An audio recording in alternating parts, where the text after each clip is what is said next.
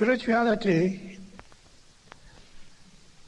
is a particular term which actually means dealing with intuition. In the theistic tradition, there is a notion of clinging into a word. A certain act is regarded as displeasing to divine principles. A certain act is regarded as pleasing for the divine whatever. In the tradition of non-theism, however, it is very direct that the case history are not particularly important. What is actually important is here and now. Here and now. Now is definitely now. We try to experience what is available there on the spot. There's no point in thinking that the past did exist that we could have now. This is now. This very moment. Nothing mystical, just now, very simple, straightforward. And from that nowness, however, arises a sense of intelligence, always, that you are constantly interacting with the reality one by one, spot by spot, constantly. We actually experience fantastic precision, always. But we are threatened by the now, so we jump to the past or the future. Paying attention to the materials that exist in our life, such rich life that we lead. All these choices takes place all the time, but none of them are regarded as bad or good per se. Everything we experience are unconditional experience. They don't come along with a label by saying this is regarded as bad, or this is good. But we experience them, but we don't actually pay heed to them properly. We don't actually regard that as that we are going somewhere. We regard that as a hassle, waiting to be dead. Waiting to be dead. Waiting to be dead. Waiting to be dead.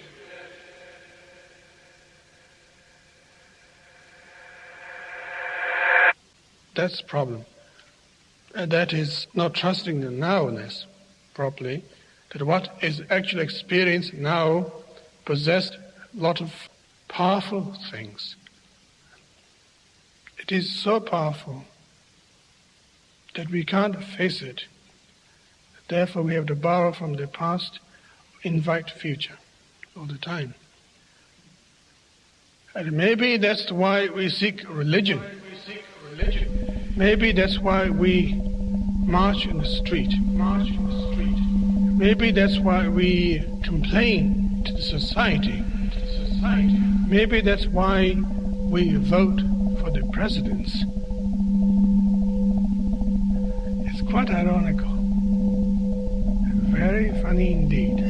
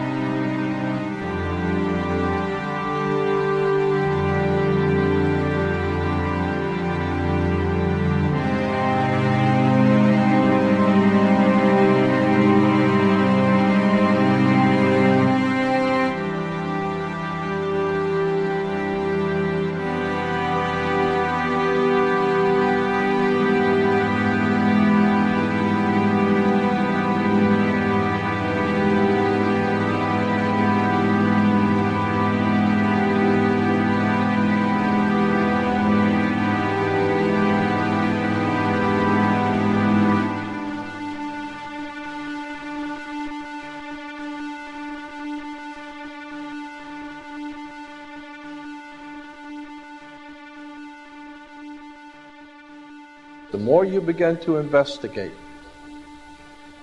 what we think we understand, where we came from, what we think we're doing, the more you begin to see we've been lied to. We've been lied to by every institution. What makes you think for 1 minute that the religious institution is the only one that's never been touched? The religious institutions of this world are at the bottom of the dirt. The religious institutions in this world are put there by the same people who gave you your government, your corrupt education, who set up your international banking cartels, because our masters don't give a damn about you or your family. All they care about is what they have always cared about, and that's controlling the whole damn world. We have been misled away from the true and divine presence in the universe that men have called God.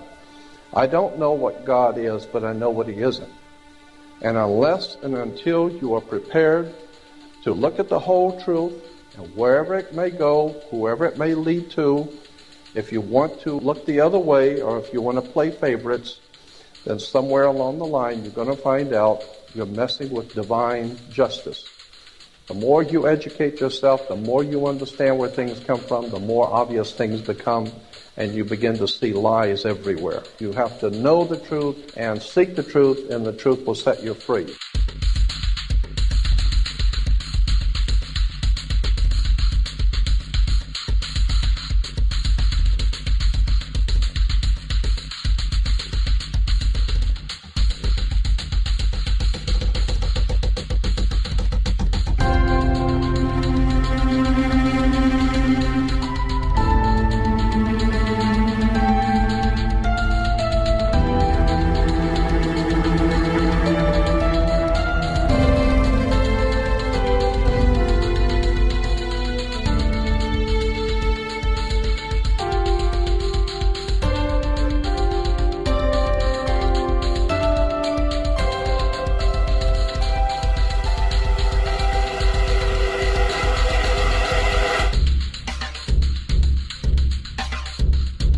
Because I got to tell you the truth, folks. I got to tell you the truth.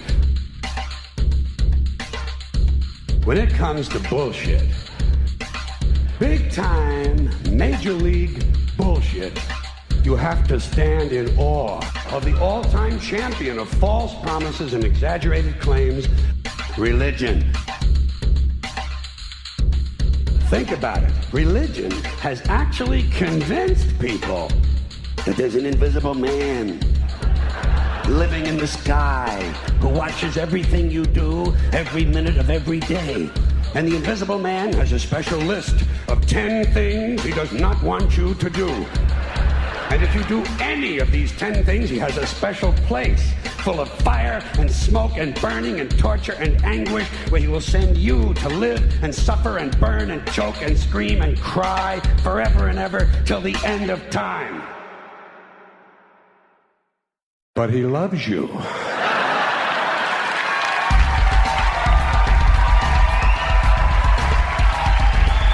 loves you. He loves you and he needs money. He always needs money. He's all powerful, all perfect, all knowing, and all wise. Somehow just can't handle money. Religion takes in billions of dollars, they pay no taxes, and they always need a little more. Now, you talk about a good bullshit story. Holy shit.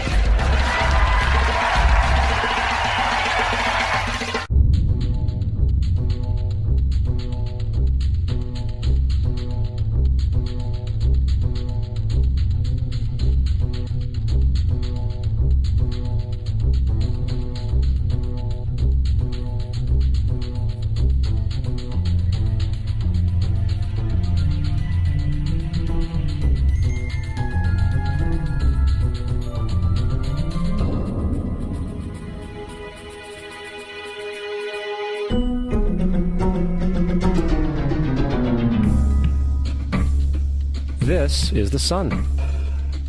As far back as 10,000 BC, history is abundant with carvings and writings reflecting people's respect and adoration for this object. And it is simple to understand why, as every morning the sun would rise, bringing vision, warmth, and security, saving man from the cold, blind, predator-filled darkness of night. Without it, the cultures understood the crops would not grow and life on the planet would not survive.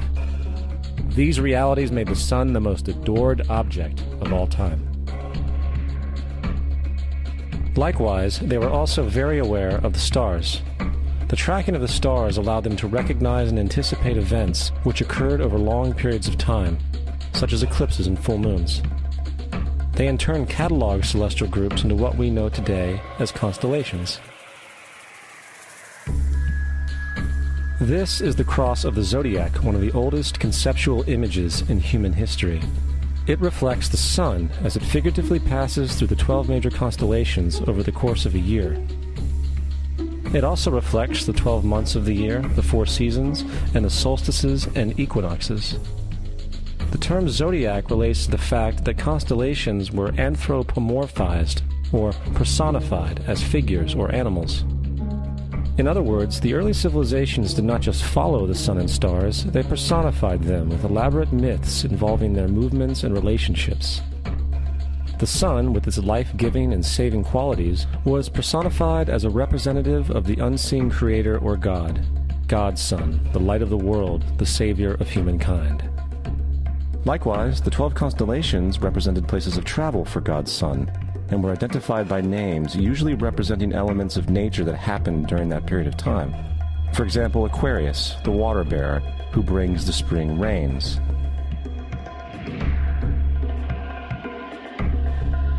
This is Horus. He is the sun god of Egypt of around 3000 BC. He is the sun anthropomorphized, and his life is a series of allegorical myths involving the sun's movement in the sky. From the ancient hieroglyphics in Egypt, we know much about this solar messiah. For instance, Horus, being the sun or the light, had an enemy known as Set, and Set was the personification of the darkness or night. And, metaphorically speaking, every morning Horus would win the battle against Set, while in the evening Set would conquer Horus and send him into the underworld. It is important to note that dark versus light, or good versus evil, is one of the most ubiquitous mythological dualities ever known, and is still expressed on many levels to this day. Broadly speaking, the story of Horus is as follows. Horus was born on December 25th of the Virgin Isis Mary. His birth was accompanied by a star in the east, and upon his birth he was adored by 3 kings. At the age of 12, he was a prodigal child teacher, and at the age of 30, he was baptized by a figure known as Anup, and thus began his ministry. Horus had 12 disciples he traveled about with, performing miracles such as healing the sick and walking on water. Horus was known by many gestural names such as the Truth, the Light, God's Anointed Son, the Good Shepherd, the Lamb of God, and many others. After being betrayed by Typhon, Horus was crucified, buried for 3 days, and thus resurrected. These attributes of Horus, whether original or not, seem to permeate many cultures of the world, for many other gods are found to have the same general mythological structure. Attis of Phrygia, born of the Virgin Nana on December 25th, crucified, placed in a tomb, and after 3 days was resurrected. Krishna of India, born of the Virgin Devaki, with a star in the east signaling his coming. He performed miracles with his disciples, and, upon his death, was resurrected. Dionysus of Greece, born of a virgin on December 25th, was a traveling teacher who performed miracles such as turning water into wine. He was referred to as the King of Kings, God's only begotten Son, the Alpha and Omega, and many others. And, upon his death, he was resurrected. Mithra of Persia, born of a virgin on December 25th, he had 12 disciples and performed miracles, and upon his death was buried for 3 days and thus resurrected. He was also referred to as the Truth, the Light, and many others. Interestingly, the sacred day of worship of Mithra was Sunday.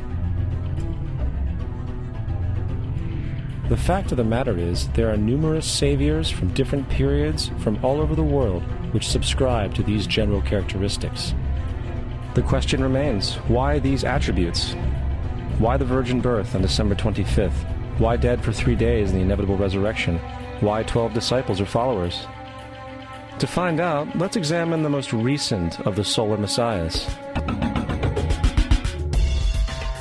Jesus Christ was born of the Virgin Mary on December 25th in Bethlehem. His birth was announced by a star in the east, which 3 kings or magi followed to locate and adorn the new Savior. He was a child teacher at 12, and at the age of 30 he was baptized by John the Baptist, and thus began his ministry.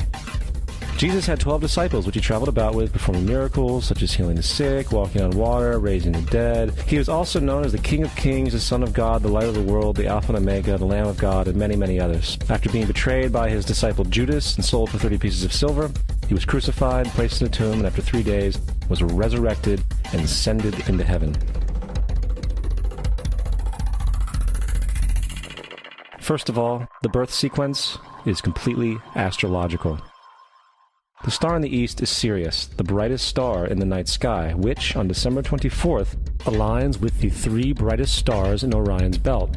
These 3 bright stars in Orion's belt are called today what they were called in ancient times, the 3 kings. And the 3 kings and the brightest star, Sirius, all point to the place of the sunrise on December 25th. This is why the 3 kings follow the star in the east, in order to locate the sunrise, the birth of the sun.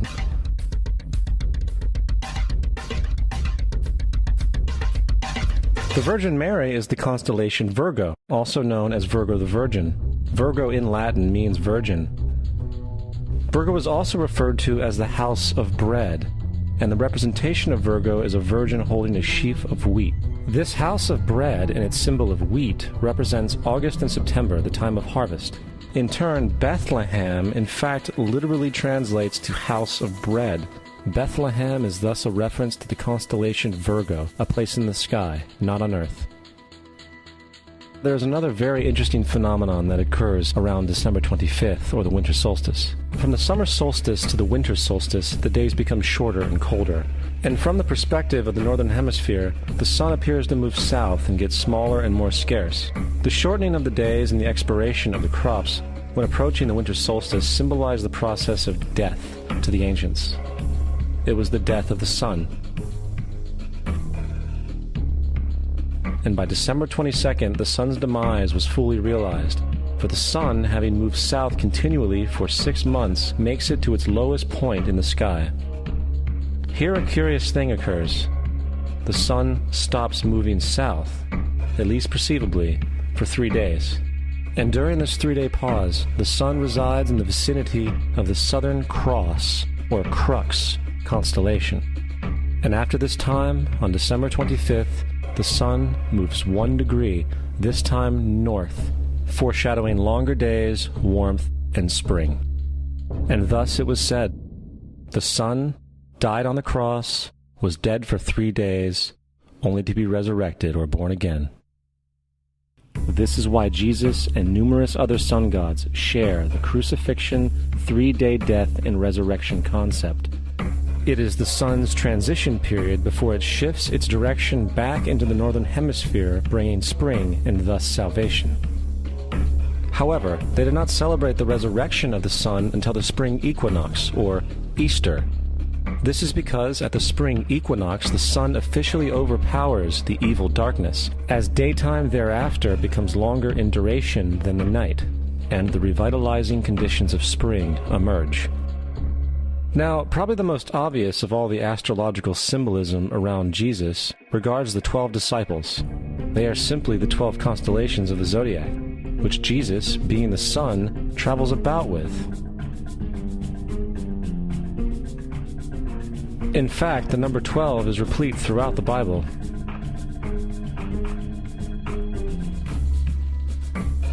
Coming back to the cross of the zodiac, the figurative life of the sun, this was not just an artistic expression or tool to track the sun's movement.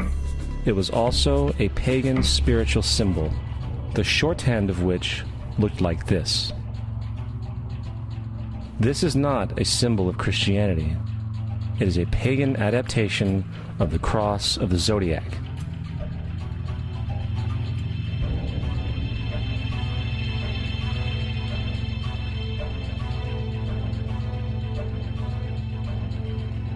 This is why Jesus in early occult art is always shown with his head on the cross, for Jesus is the Son of God, the light of the world, the risen Savior who will come again, as it does every morning, the glory of God who defends against the works of darkness, as he is born again every morning and can be seen coming in the clouds up in heaven with his crown of thorns or sun rays.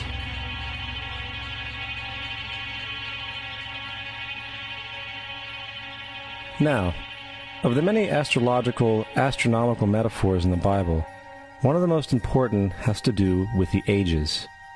Throughout the scriptures, there are numerous references to the age.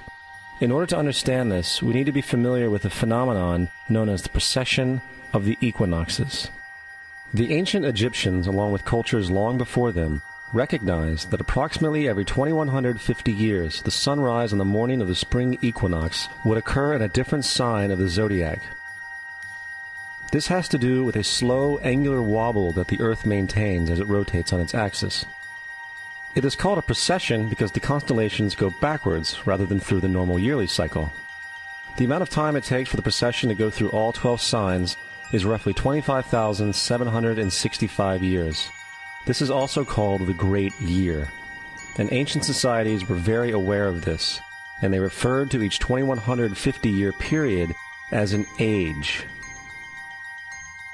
From 4300 BC to 2150 BC, it was the age of Taurus, the bull. From 2150 BC to 1 AD, it was the age of Aries, the ram. And from 1 AD to 2150 AD, it is the age of Pisces, the age we are still in to this day. And in and around 2150, we will enter the new age, the age of Aquarius. Now, the Bible reflects, broadly speaking, a symbolic movement through 3 ages while foreshadowing a 4th. In the Old Testament, when Moses comes down Mount Sinai with the 10 Commandments, he is very upset to see his people worshiping a golden bull calf. In fact, he shattered the stone tablets and instructed his people to kill each other in order to purify themselves. Most biblical scholars will attribute this anger to the fact that the Israelites were worshiping a false idol or something to that effect. The reality is, the golden bull is Taurus the bull, and Moses represents the new age of Aries the ram. This is why Jews even today still blow the ram's horn. Moses represents the new age of Aries, and upon the new age, everyone must shed the old age. Other deities mark these transitions as well, such as Mithra, a pre-Christian god who kills the bull in the same symbology. Now Jesus is the figure who ushers in the age following Aries, the age of Pisces, or the 2 fish. Fish symbolism is very abundant in the New Testament. Jesus feeds 5,000 people with bread and 2 fish. When he begins his ministry walking along Galilee, he befriends 2 fishermen who follow him. And I think we have all seen the Jesus fish on the back of people's cars. Little do they know what it actually means. It is a pagan astrological symbolism for the sun's kingdom during the age of Pisces. Also, Jesus' assumed birth date is essentially the start of this age.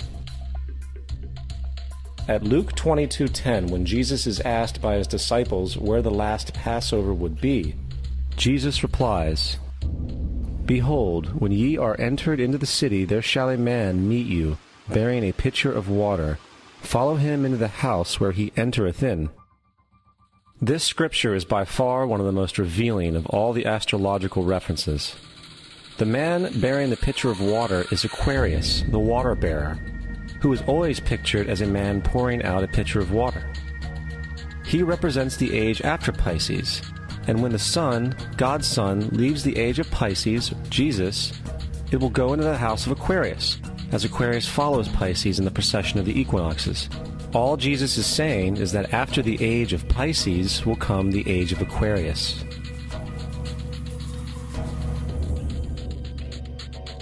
Now, we have all heard about the end times and the end of the world.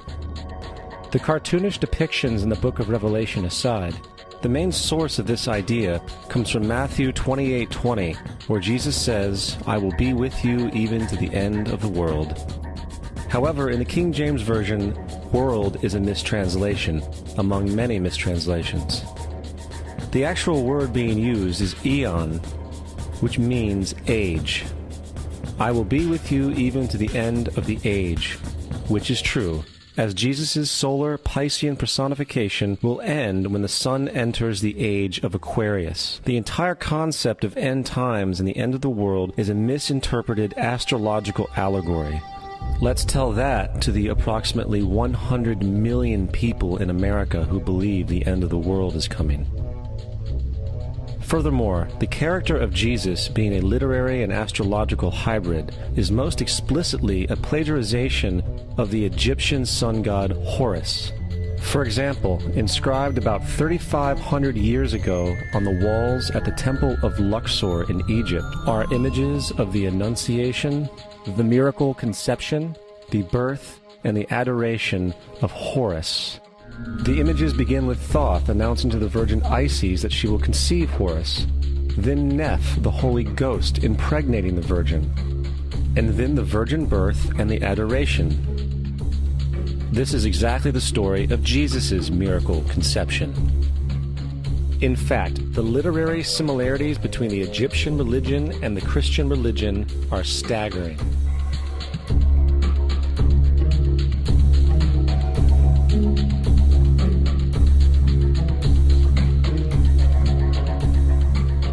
And the plagiarism is continuous. The story of Noah and Noah's Ark is taken directly from tradition. The concept of the Great Flood is ubiquitous throughout the ancient world, with over 200 cited claims in different periods and times. However, one need look no further for a pre-Christian source than the Epic of Gilgamesh, written in 2600 BC. This story talks of a great flood commanded by God, an ark with saved animals upon it, and even the release and return of a dove, all held in common with the biblical story, among many other similarities. And then there is the plagiarized story of Moses. Upon Moses' birth, it is said that he was placed in a reed basket and set adrift in a river in order to avoid infanticide. He was later rescued by a daughter of royalty and raised by her as a prince. This baby in a basket story was lifted directly from the myth of Sargon of Akkad of around 2250 BC. Sargon was born, placed in a reed basket in order to avoid infanticide, and set adrift in a river. He was in turn rescued and raised by Aki, a royal midwife. Furthermore, Moses is known as the lawgiver, the giver of the Ten Commandments, the Mosaic Law. However, the idea of a law being passed from God to a prophet up on a mountain is also a very old motif. Moses is just another lawgiver in a long line of lawgivers in mythological history. In India, Manu was the great lawgiver.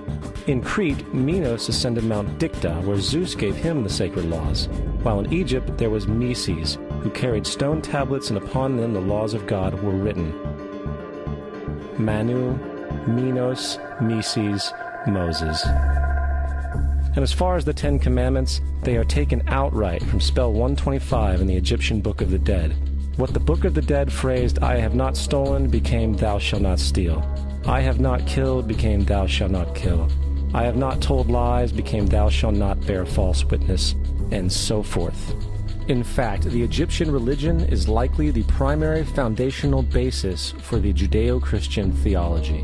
Baptism, afterlife, final judgment, virgin birth, death and resurrection, crucifixion, the Ark of the Covenant, circumcision, saviors, Holy Communion, Great Flood, Easter, Christmas, Passover, and many, many more are all attributes of Egyptian ideas long predating Christianity and Judaism.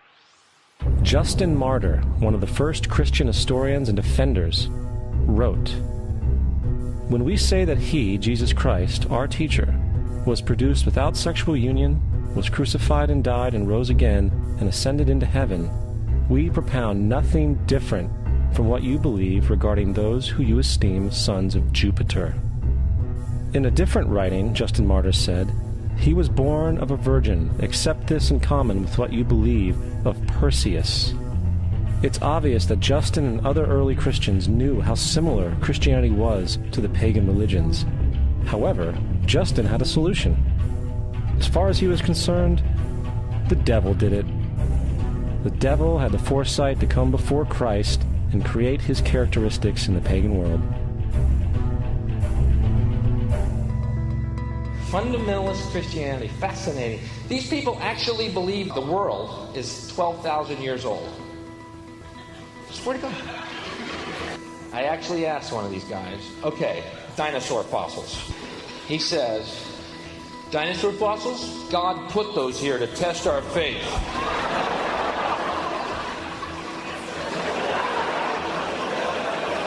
I think God put you here to test my faith, dude.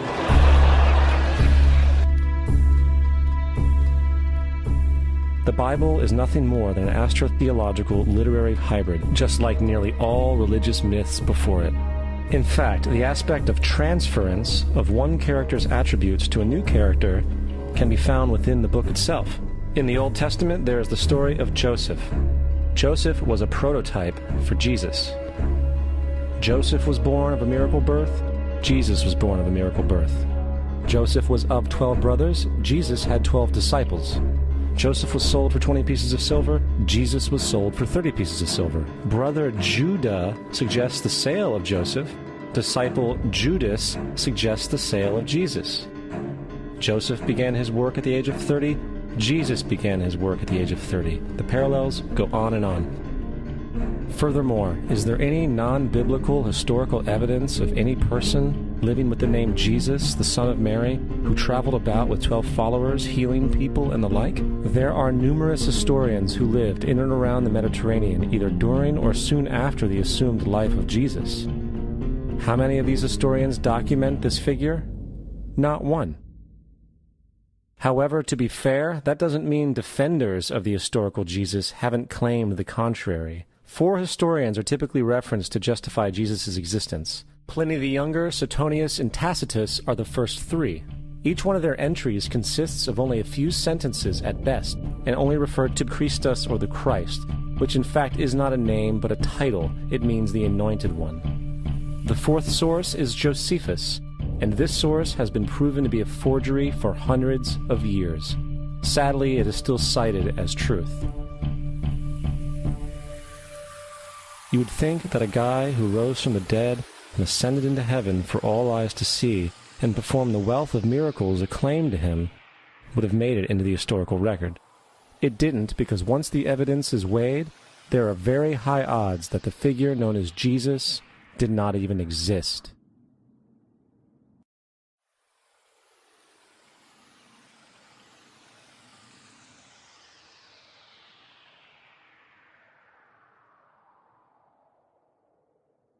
We don't want to be unkind, but we want to be factual. We don't want to cause hurt feelings, but we want to be academically correct in what we understand and know to be true. Christianity just is not based on truth. We find that Christianity was in fact nothing more than a Roman story, developed politically. The reality is, Jesus was the solar deity of the Gnostic Christian sect, and like all other pagan gods, he was a mythical figure. It was the political establishment that sought to historize the Jesus figure for social control. By 325 AD in Rome, Emperor Constantine convened the Council of Nicaea. It was during this meeting that the politically motivated Christian doctrines were established, and thus began a long history of Christian bloodshed and spiritual fraud. And for the next 1600 years, the Vatican maintained a political stranglehold on all of Europe, leading to such joyous periods as the Dark Ages, along with enlightening events such as the Crusades and the Inquisition.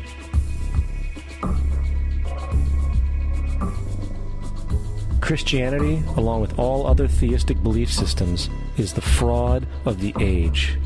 It serves to detach the species from the natural world, and likewise each other.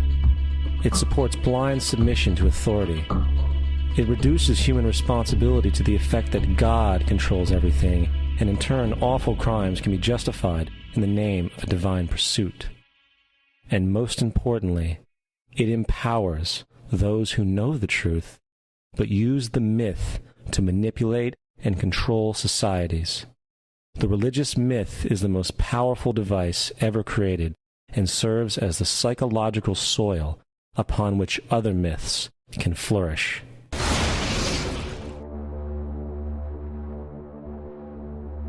A myth is an idea that, while widely believed, is false. In a deeper sense, in the religious sense, a myth serves as an orienting and mobilizing story for a people. The focus is not on the story's relation to reality, but on its function.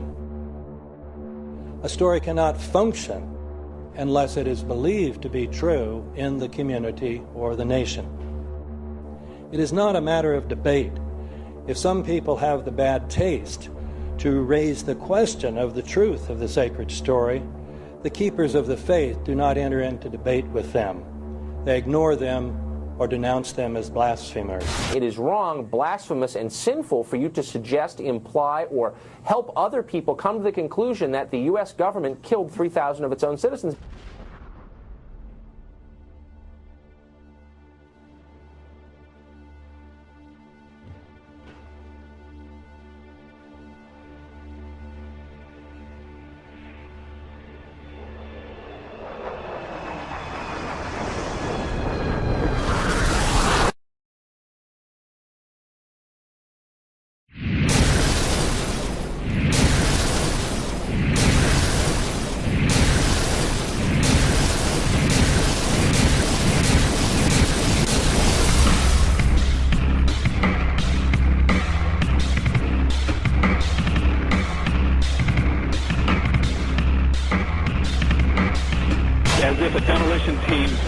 When you see the old demolitions of these old buildings. It looks like one of those scenes of an old building being purposely dynamited and blown up. Anybody who's ever watched a building being demolished on purpose knows that if you're going to do this, you have to get at the under-infrastructure of a building and bring it down. The way the structure is collapsing, this was the result of something that was planned. It's not accidental that the first tower just happened to collapse and then the second tower just happened to collapse in exactly the same way.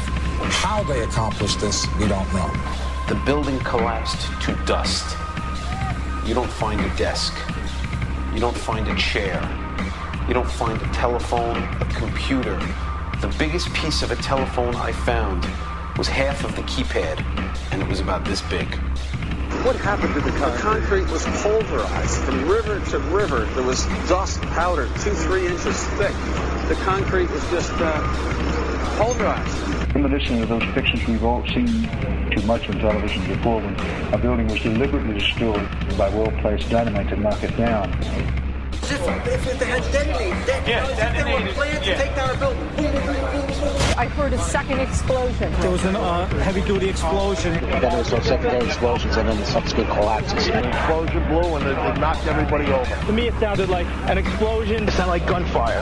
Bang, bang, bang, bang, bang. And then all of a sudden, 3 big explosions. We heard a big explosion coming down. And then the entire top of the building just blew up. We saw some kind of explosion. By the force of the explosions. Big explosion. Blew us back into the 8th floor. Then we get to the lobby. This is a big explosion. The lobby looked as though a bomb had exploded there. A huge explosion now raining debris. It's been a huge explosion. Huge explosion that we all heard and felt. We just witnessed some kind of follow-up explosion. We heard a very loud explosion. A secondary explosion at Tower 1 camp. That is another bomb going off. He thinks that there were actually devices that were planted in the building.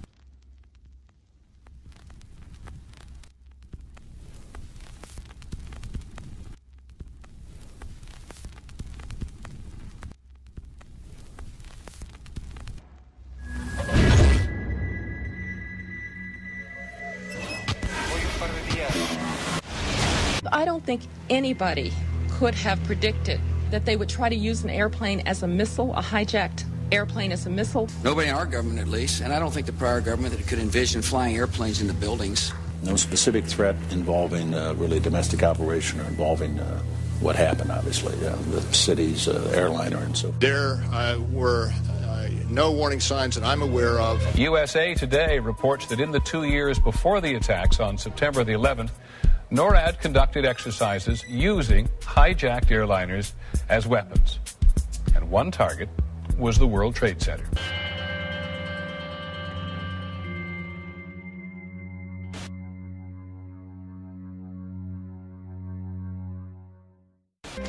In confidential documents from the Philippines obtained by CNN, the plan was clear.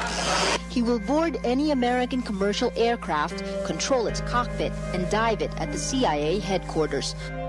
Other buildings targeted the Pentagon and the World Trade Center.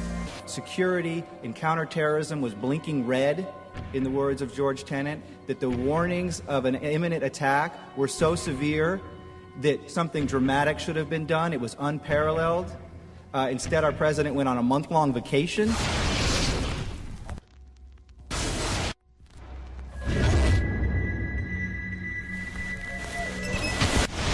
The head of Pakistani intelligence at the ISI, Mahmoud Ahmed, requested Omar Sheikh to wire $100,000 to Mohammed Atta, who was the lead hijacker. Hijacker Mohammed Atta received wire transfers via Pakistan. The man sending the money to Atta is believed to be Ahmed Umar Saeed Sheikh. Omar Sheikh admitted he was supported by the Pakistan government's intelligence service, the ISI.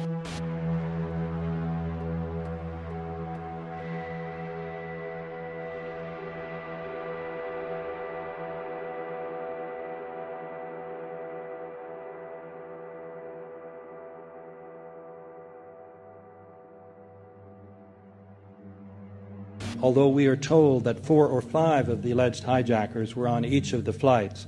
If so, their names should have been on the flight manifests. But the flight manifests that have been released contain neither the names of the alleged hijackers nor any Arab names whatsoever. We know that the men who were supposedly the hijackers had their houses, cars, credit cards paid for by the U.S. government. They were, in truth, agents. Evidence was also apparently planted.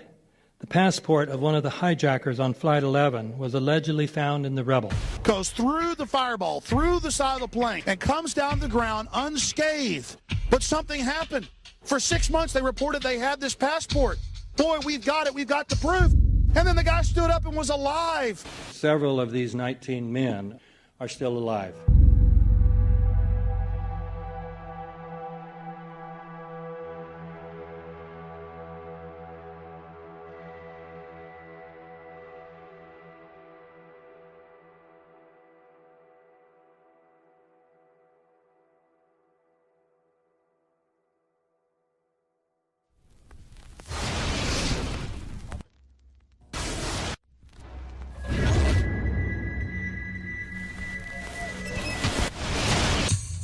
Of course we're after Saddam Hussein, bin Laden. He's...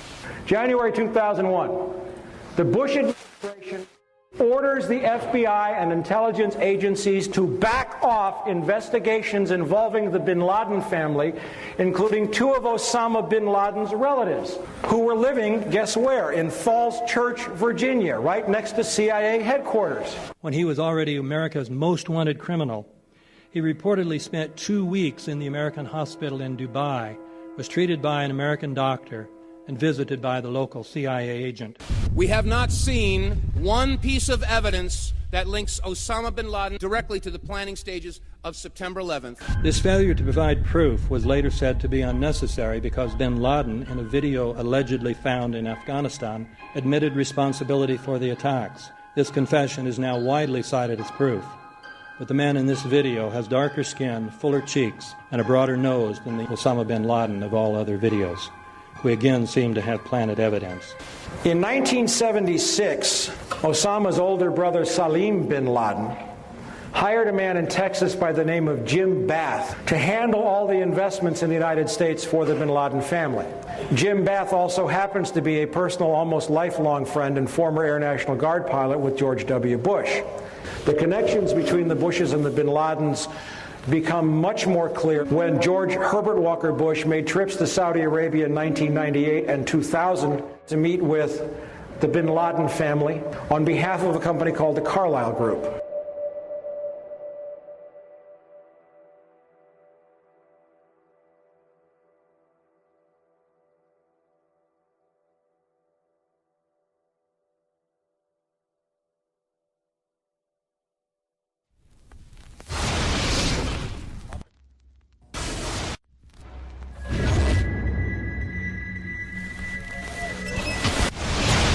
How could anyone fly a 60-ton, 125-foot-wide, 44-foot-tall plane through this obstacle course? The aircraft, before striking the Pentagon, reportedly executed a 270-degree downward spiral, and yet Hani Hanjour was known as a terrible pilot who could not safely fly even a small plane.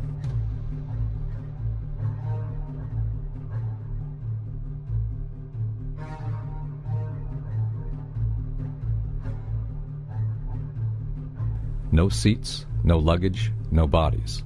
Nothing but bricks and limestone. The official explanation is that the intense heat from the jet fuel vaporized the entire plane. Flight 77 had 2 Rolls-Royce engines made of steel and titanium alloy and weigh 6 tons each.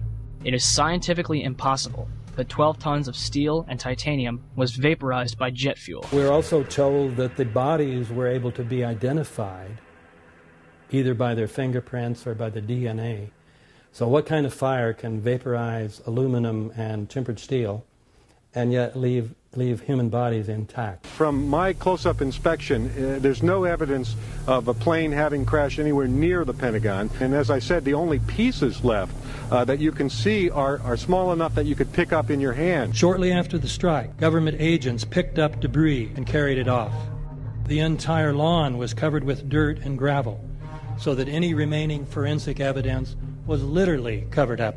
The videos from security cameras, which would show what really hit the Pentagon, were immediately confiscated by agents of the FBI, and the Department of Justice has to this day refused to release them. If these videos would prove that the Pentagon was really hit by a 757, most of us would assume the government would release them.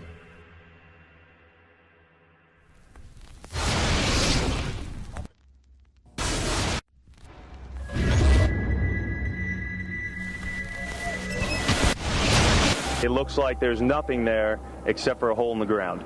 Basically, that's right. The only thing you could see from where we were was a big gouge in the earth and some broken trees. We could see some people walking around in the area, but from where we could see, there wasn't much left. Any large pieces of debris at all? No, there was nothing that you could distinguish that a plane had crashed there.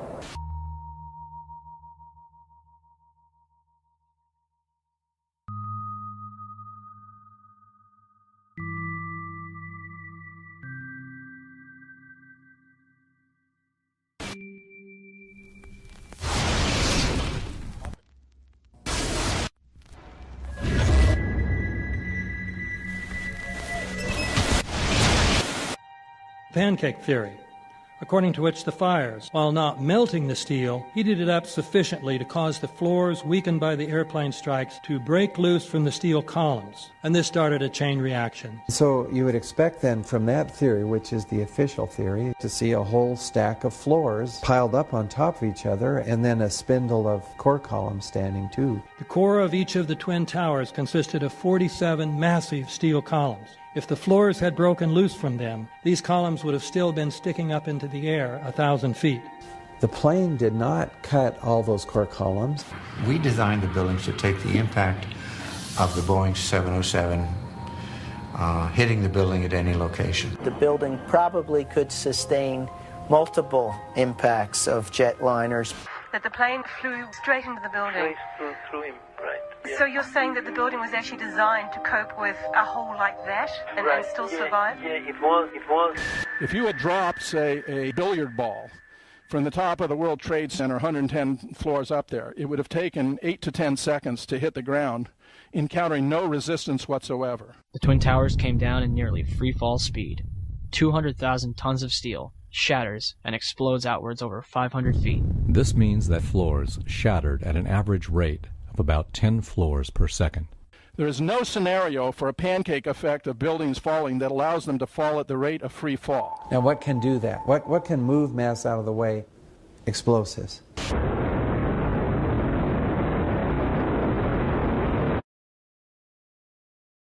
"47 huge steel columns going up the core. They're interconnected. How do you get them to fail simultaneously so the core disappears? It looks like those core columns were cut. The way we do this is by cutting the beam at an angle.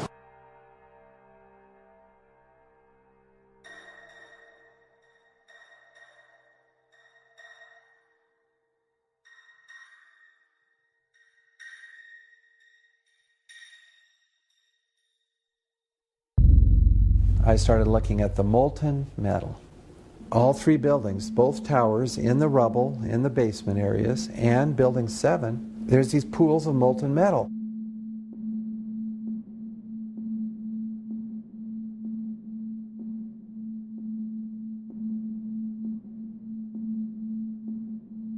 You'd get down below and you'd see molten steel running down the channel rails, like you're in a foundry. Like lava. The molten steel was found 3, 4, and 5 weeks later, when the rubble was being removed. He said that molten steel was also found underneath World Trade Center 7. So I'm looking through the official reports. What do they say about the molten metal? They say nothing. Now, wait a minute. This is important evidence. So where'd that come from? Thermite is so hot that it'll just cut through steel, through structural steel, for example, like a knife through butter. The products are molten iron and aluminum oxide, which goes off primarily as a dust. You know those enormous dust clouds? You can imagine when you assemble these chemicals on a large scale.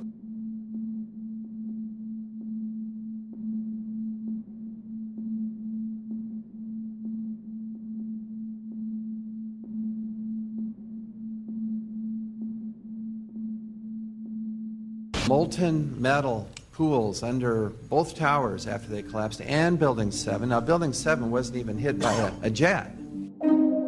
Part of the problem is that most people simply don't know much about Building 7 due to the extraordinary secrecy surrounding this collapse. And this was a 47-story skyscraper. This building fell at 5:25. It was not hit by a plane.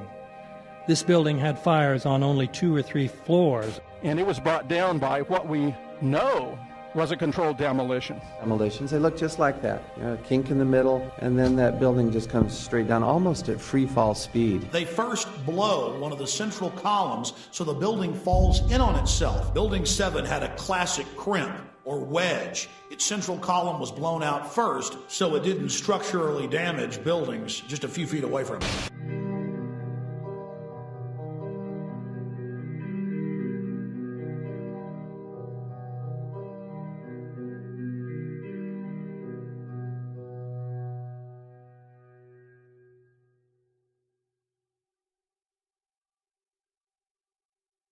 Our office was on the B1 level. As I was talking to a supervisor at 8:46, and all of a sudden we hear, boom! An explosion so hard that pushed us upwards. And it came from the basement between the B2 level and the B3 level.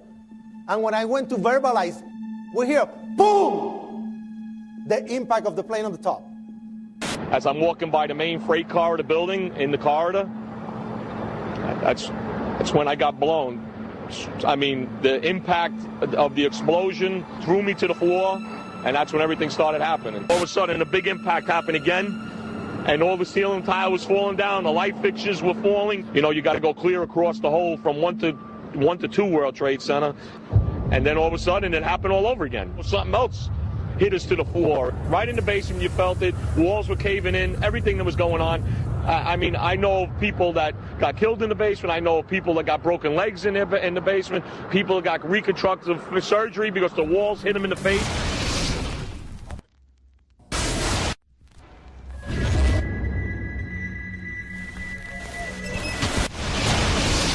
According to standard operating procedure, if an FAA flight controller notices anything that suggests a possible hijacking, the controller is to contact a superior. If the problem cannot be fixed within about a minute, the superior is to ask NORAD, the North American Aerospace Command, to send up or scramble jet fighters to find out what is going on. NORAD then issues the scramble order to the nearest Air Force base with fighters on alert. But although interceptions usually occur within 10 or so minutes, in this case, 80 or so minutes had elapsed before fighters were even airborne. It's a mind-bending anomaly. Not a single U.S. Air Force interceptor turns a wheel until it's too late. There are no jets at all. What if they were so confused and had been so deliberately confused that they couldn't respond? The reason that they didn't know where to go was because a number of conflicting and overlapping war game exercises were taking place. It involved the insertion of false radar blips onto radar screens in the Northeast Air Defense Sector. Center Team U, we have a problem here. We have a hijacked aircraft headed towards New York. We need someone to scramble some F-16s or something up there to help us out. Is this real world or exercise? Is this real world or exercise?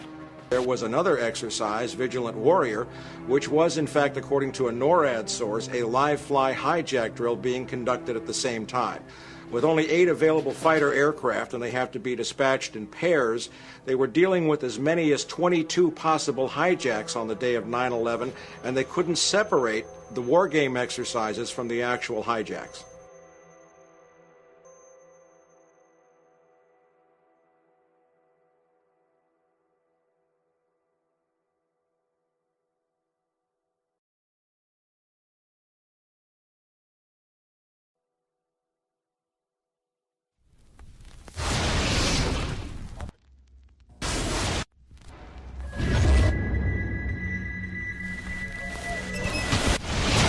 Page 172.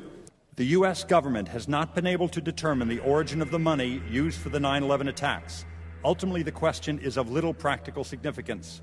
The American authorities have not managed to trace the source of the funding. And then the most amazingly disingenuous statement ultimately is it of little consequence. It is of massive consequence. Doesn't it matter who paid for 9/11? The collapse of Building 7 has been recognized as especially difficult to explain. The 9/11 Commission report implicitly admitted that it could not explain the collapse of this building by not even mentioning it. President, why are you and the Vice President insisting on appearing together before the 9/11 Commission? Because the 9/11 Commission wants to ask us questions. That's why we're meeting, and I look forward to meeting with them and answering their questions. Why you're appearing together rather than separately, which was their request? Because it's a good chance for both of us to answer questions that the 9/11 Commission is looking forward to asking us, and I'm looking forward to answering them. Let's see. Do you think they should be able to stand up and speak their own words? They should go under oath. They should be, yeah, in public.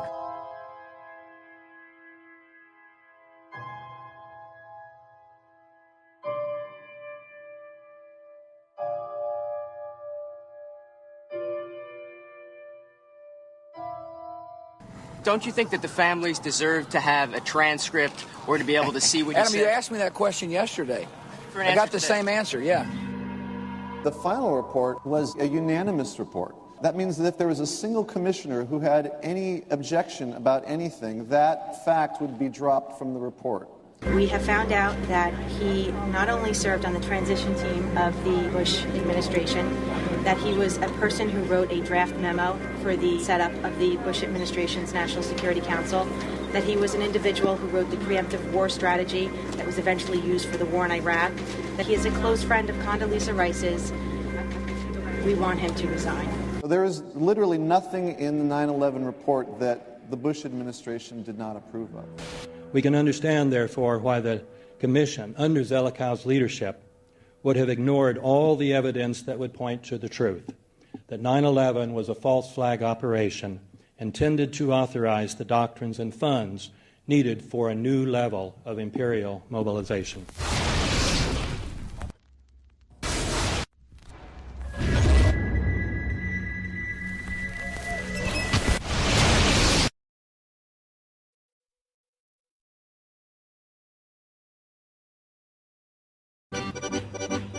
armed with knives, armed with chemical, biological, nuclear weapons. Fanatics, terrorists, September 11th. September 11th, killers, September 11th, terrorists. Terrorists of Al-Qaeda, terrorists, nuclear weapons, terrorists. 9/11, terror, terrorist, evil. September 11th, September 11th. The terrorists, war and danger. September 11th, terrorism, global terrorism, terrorism, terrorists, terrorists, terrorists, terrorists, terrorists, the terror, terrorists, terrorist, terrorism. September 11th, global terrorism, terrorists, terror, terrorism. September 11th, world terrorism, terrorist, terrorism. September 11th, global terrorism. September the 11th, terror, terror, terror, terror, terror. Weapons of mass destruction. September the 11th, September the 11th, terrorists, the evil terrorists, terrorists, terrorists, no.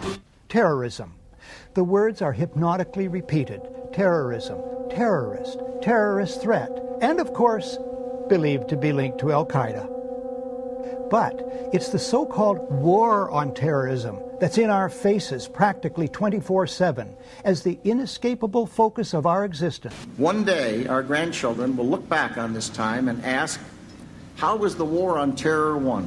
The entire U.S. ruling class, ruling elite, comes to see terrorism as the preferred means, indeed the only means, to provide social cohesion, to provide an enemy image for the society to keep it together. According to neocon theory from Carl Schmitt, you have to have an enemy image in order to have a society. It's a very dangerous thing because now it means that the entire social order, the political parties, intellectual life, politics in general, all based on a monstrous myth. Monstrous myth.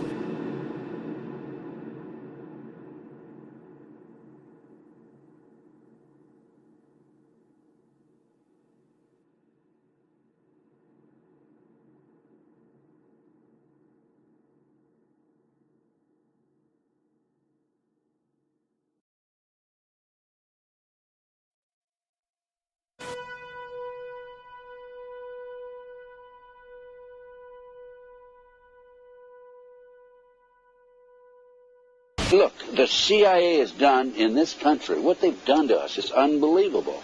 Look at the terrorist acts that have occurred. The CIA behind most, if not all of them. We had the Marine barracks. We had our embassy in Kenya. We had Pan Am 103. We had the USS Cole. We had Oklahoma City. We had the World Trade Center in 1993. That helped the terrorists blow up the World Trade Center the first time. They built the bomb. They got the driver's license. The informant, the FBI informant, a fellow named Salam, a 43-year-old former Egyptian army officer, he was given the assignment to put the bomb together. And he went to his supervisor, his FBI supervisor, and said, we're going to put a dummy bomb in here, right? And the FBI supervisor said, no, we're going to put a real bomb. The FBI actually carried out the attack on the World Trade Center in 1993. They actually hired Ahmad Salam and paid him $1 million and gave him real explosives, a detonator, and told him to build a bomb and to give it to the foolish people that he was controlling to allow them to attack the World Trade Center complex. Unfortunately for them, there were only 6 people killed, not enough to pass the legislation. So what happened is 2 years later, April 19, 1995, down comes Oklahoma City Murrah building, 168 people killed. 1 year later, the anti-terrorism legislation that takes away many of our constitutional rights and civil liberties is passed.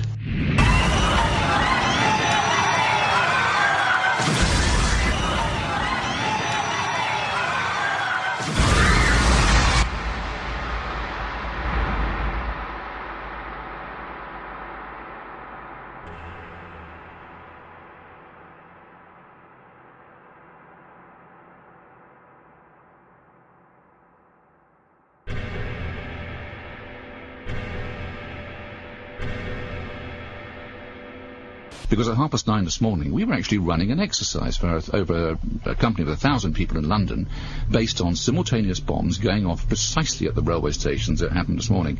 So I still have the hairs on the back of my neck standing upright. To get this quite straight, you were running an exercise to see how you would cope with this, and it happened while you were running the exercise? Precisely.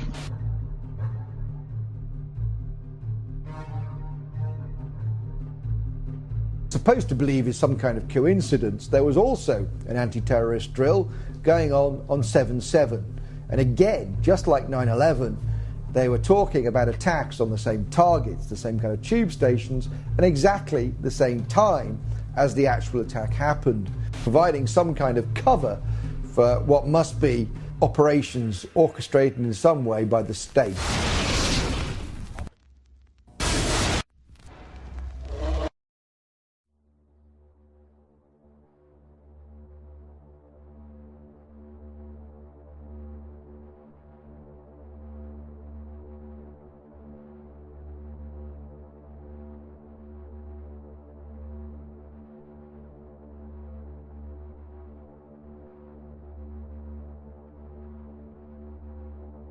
I am absolutely appalled at how much people in this country do not think. We are given to understand that, that an Arabic guy out there up in the mountains financed the most elaborate attack on this country. Do you think some people in a cave,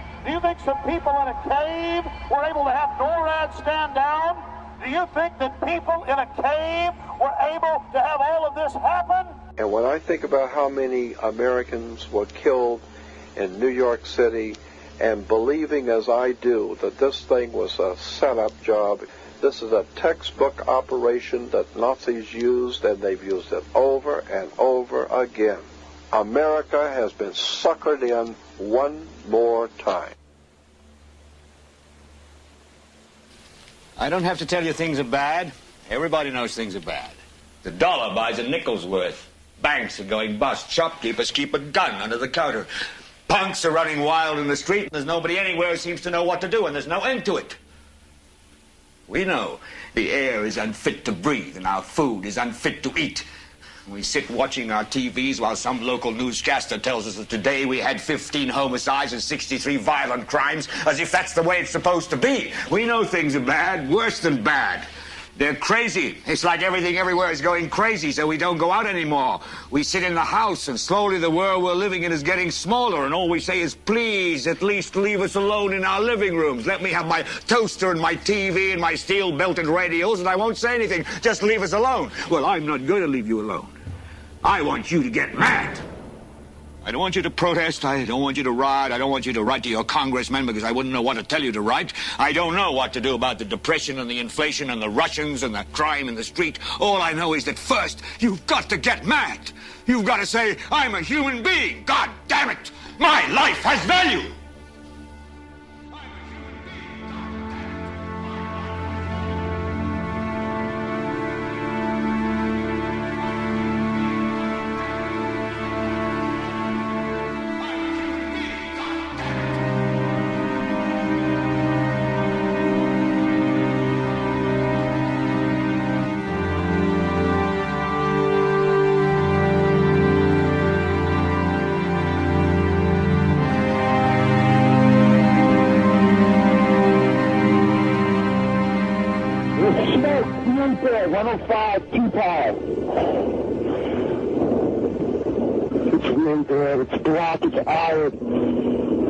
My wife thinks I'm all right. I called her and said I was leaving the building. I was fine, and bang. To three of us, 2 broken windows. Oh, God! Ah!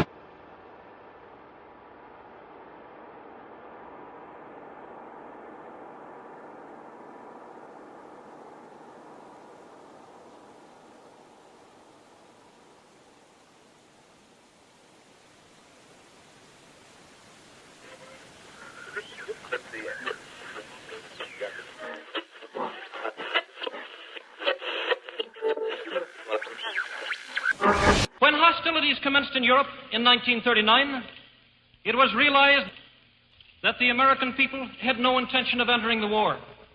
But they believed that this country could be enticed into the war in very much the same way that it was enticed into the last one. They planned, first, to prepare the United States for foreign war under the guise of American defense. Second, to involve us in the war step by step without our realization. Third, to create a series of incidents which would force us into the actual conflict. These plans were, of course, to be covered and assisted by the full power of their propaganda. Our theaters soon became filled with plays portraying the glory of war.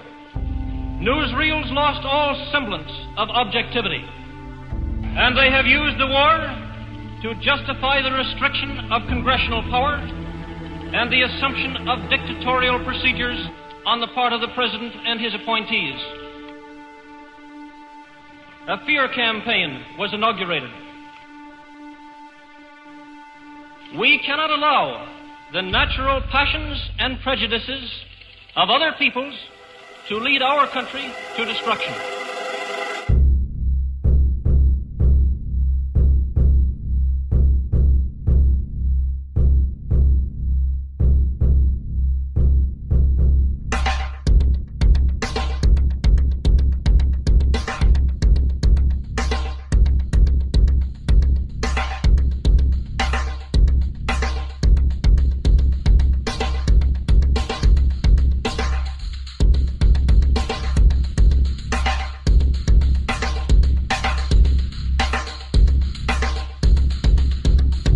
(1775), the American Revolutionary War began as the American colonies sought to detach from England and its oppressive monarchy.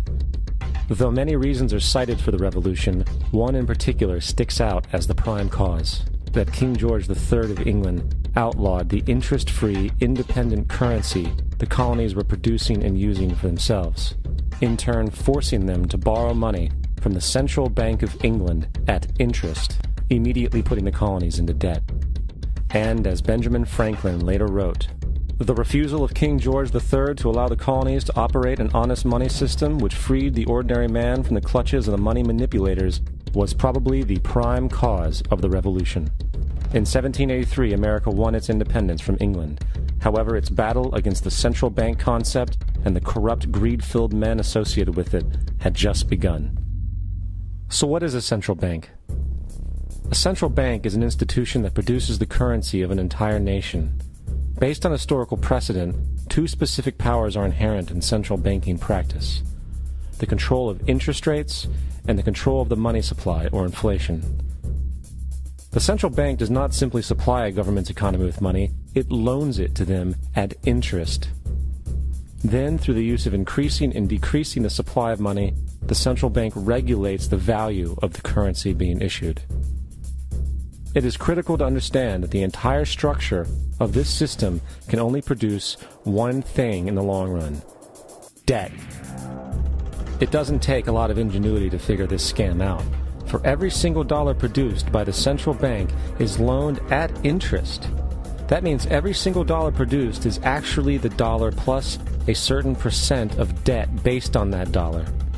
And since the central bank has the monopoly over the production of the currency for the entire country, and they loan each dollar out with immediate debt attached to it, where does the money to pay for the debt come from? It can only come from the central bank again, which means the central bank has to perpetually increase its money supply to temporarily cover the outstanding debt created, which in turn, since that new money is loaned out at interest as well, creates even more debt. The end result of this system without fail is slavery, for it is impossible for the government and thus the public to ever come out of the self-generating debt. The founding fathers of this country were well aware of this.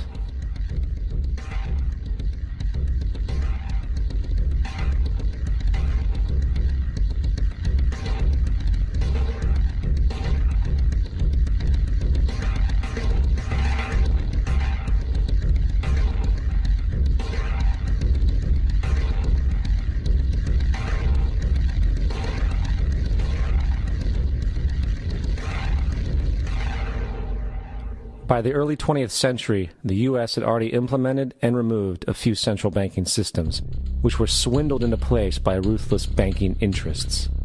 At this time, the dominant families in the banking and business world were the Rockefellers, the Morgans, the Warburgs, the Rothschilds.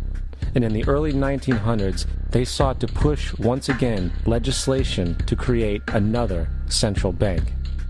However, they knew the government and public were very weary of such an institution, so they needed to create an incident to affect public opinion.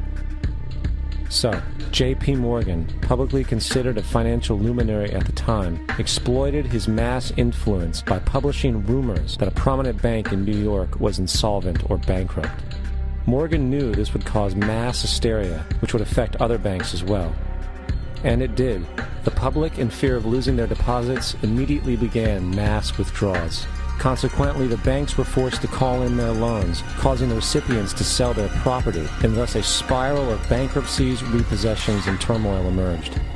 Putting the pieces together a few years later, Frederick Allen of Life magazine wrote, "The Morgan interests took advantage to precipitate the panic, guiding it shrewdly as it progressed." Unaware of the fraud, the Panic of 1907 led to a congressional investigation headed by Senator Nelson Aldrich, who had intimate ties to the banking cartels and later became part of the Rockefeller family through marriage. The commission, led by Aldrich, recommended a central bank should be implemented so a panic like 1907 could never happen again. This was the spark the international bankers needed to initiate their plan. In 1910, a secret meeting was held at a J.P. Morgan estate on Jekyll Island off the coast of Georgia. It was there that the central banking bill called the Federal Reserve Act was written. This legislation was written by bankers, not lawmakers. This meeting was so secretive, so concealed from government and public knowledge that the 10 or so figures who attended disguised their names when en route to the island. After this bill was constructed, it was then handed over to their political frontman, Senator Nelson Aldrich, to push through Congress. And in 1913, with heavy political sponsorship by the bankers, Woodrow Wilson became president, having already agreed to sign the Federal Reserve Act in exchange for campaign support. And 2 days before Christmas, when most of Congress was at home with their families, the Federal Reserve Act was voted in, and Wilson in turn made it law. Later, Woodrow Wilson wrote, in regret,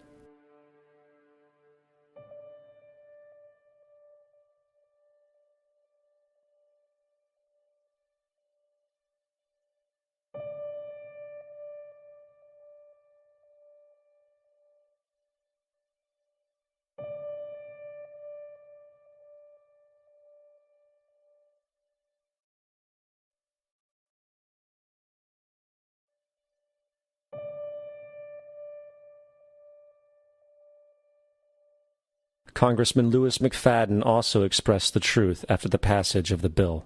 A world banking system was being set up here, a superstate controlled by international bankers, acting together to enslave the world for their own pleasure. The Fed has usurped the government. Now, the public was told that the Federal Reserve System was an economic stabilizer, and inflation and economic crises were a thing of the past. Well, as history has shown, nothing is further from the truth. The fact is, the international bankers now had a streamlined machine to expand their personal ambitions. It's alive! It's alive! It's alive! For example, from 1914 to 1919, the Fed increased the money supply by nearly 100%, resulting in extensive loans to small banks and the public. Then, in 1920, the Fed called in mass percentages of the outstanding money supply, thus resulting in the supporting banks having to call in huge numbers of loans, and, just like 1907, bank runs, bankruptcy, and collapse occurred. Over 5,400 competitive banks outside of the Federal Reserve System collapsed, further consolidating the monopoly of the small group of international bankers. Privy to this crime, Congressman Lindbergh stepped up and said in 1921, "Under the Federal Reserve Act, panics are scientifically created. The present panic is the first scientifically created one, worked out as we figure a mathematical equation." However, the Panic of 1920 was just a warm-up. From 1921 to 1929, the Fed again increased the money supply, resulting once again in extensive loans to the public and banks. There was also a fairly new type of loan called a margin loan in the stock market. Very simply, the margin loan allowed an investor to put down only 10% of a stock's price, with the other 90% being loaned through the broker. In other words, a person could own $1,000 worth of stock with only $100 down. This method was very popular in the roaring 1920s, as everyone seemed to be making money in the market. However, there was a catch to this loan. It could be called in at any time and had to be paid within 24 hours. This is termed a margin call, and the typical result of a margin call is the selling of the stock purchased with the loan. So, a few months before October in 1929, J.D. Rockefeller, Bernard Baruch, and other insiders quietly exited the market. And on October 24th, 1929, the New York financiers who furnished the margin loans started calling them in masse. This sparked an instantaneous, massive sell-off in the market, for everyone had to cover the margin loans. It then triggered mass bank runs for the same reason, in turn collapsing over 16,000 banks, enabling the conspiring international bankers to not only buy up rival banks at a discount, but to also buy up whole corporations at pennies on the dollar. It was the greatest robbery in American history. But that didn't stop there. Rather than expanding the money supply in order to recover from this economic collapse, the Fed actually contracted it, fueling one of the largest depressions in history.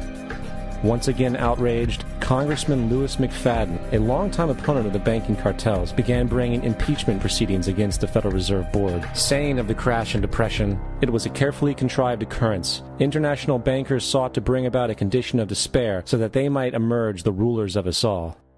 Not surprisingly, and after 2 previous assassination attempts, McFadden was poisoned at a banquet before he could push for the impeachment. Now, having reduced the society to squalor, the Federal Reserve bankers decided that the gold standard should be removed. In order to do this, they needed to acquire the remaining gold in the system. So, under the pretense of helping to end the Depression, came the 1933 gold seizure. Under the threat of imprisonment for 10 years, everyone in America was required to turn in all gold bullion to the Treasury, essentially robbing the public of what little wealth they had left. And at the end of 1933, the gold standard was abolished. If you look at a dollar bill from before 1933, it says it is redeemable in gold. You look at a dollar bill today, it says it is legal tender, which means it is backed by absolutely nothing. It is worthless paper. The only thing that gives our money value is how much of it is in circulation. Therefore, the power to regulate the money supply is also the power to regulate its value, which is also the power to bring entire economies and societies to its knees.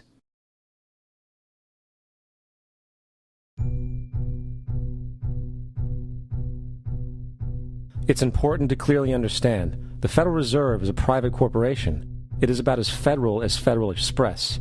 It makes its own policies and is under virtually no regulation by the U.S. government.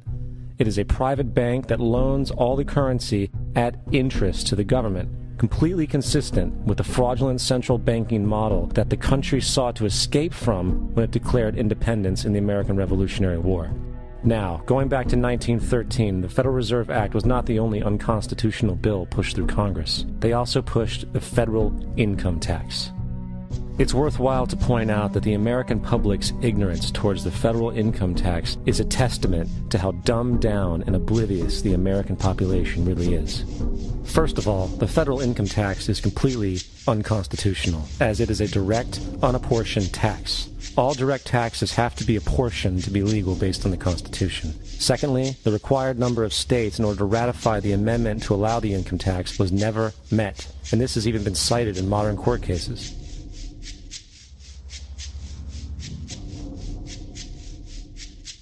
Third, at the present day, roughly 25% of the average worker's income is taken via this tax.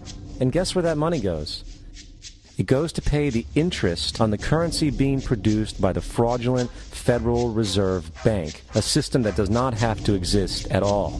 The money you make working almost 3 months out of the year goes almost literally into the pockets of the international bankers who own the private Federal Reserve Bank. And fourth, even with the fraudulent government claim as to the legality of the income tax, there is literally no statute, no law in existence that requires you to pay this tax, period. I really expected that, of course there's a law that you can point to in the law book, the code, that requires you to file a tax return. Of course there is.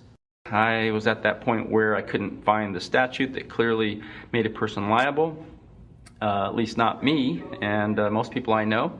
And I had no choice in my mind except to resign. Based on the research that I did throughout the year 2000 and that I'm still doing, I have not found that law. I've asked Congress, we've asked a lot of people in the IRS commissioners, helpers. They can't answer, because if they answer, the American people are going to know that this whole thing is a fraud. I haven't filed an federal income tax return since I left. I have not filed a tax return since 1999. The income tax is nothing less than the enslavement of the entire country. Now, the control of the economy and the perpetual robbery of wealth is only one side of the Rubik's Cube the bankers hold in their hands. The next tool for profit and control is war. Since the inception of the Federal Reserve in 1913, a number of large and small wars have commenced. The three most pronounced were World War I, World War II, and Vietnam. World War I. In 1914, European wars broke out centered around England and Germany. The American public wanted nothing to do with the war.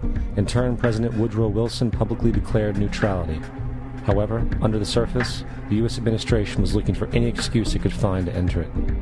In a noted observation by Secretary of State William Jennings, the large banking interests were deeply interested in the World War because of the wide opportunities for large profits.